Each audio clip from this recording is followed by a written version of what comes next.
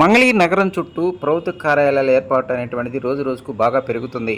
వాస్తవానికి మంగళగిరి తూర్పు బైపాస్ అంటే కనకదుర్గమ్మ వారి దగ్గర నుంచి చిన్నకాకాని వై జంక్షన్ వరకు కేవలం మంగళగిరి ప్రాంతంలోనే ప్రభుత్వ వైద్య విద్య రవాణా సంబంధించినటువంటి 40 ప్రభుత్వ కార్యాలయాలు వివిధ చోట్ల ఇప్పటికి ఏర్పాటు చేశారు.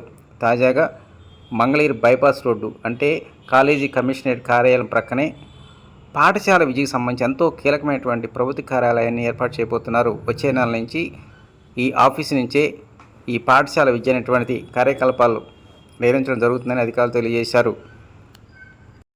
ఇప్పటి వరకు ఈ ప్రభుత్వ కార్యాలయం అనేటువంటిది కృష్ణా జిల్లా గొల్లపూడిలో ఉంది. త్వరలోనే మంగళగిరి బైపాస్ రోడ్ ప్రక్కనే నిర్మించినటువంటి నూతన భవనంలోకి ఆ కార్యాలయాన్ని మార్చనున్నారు.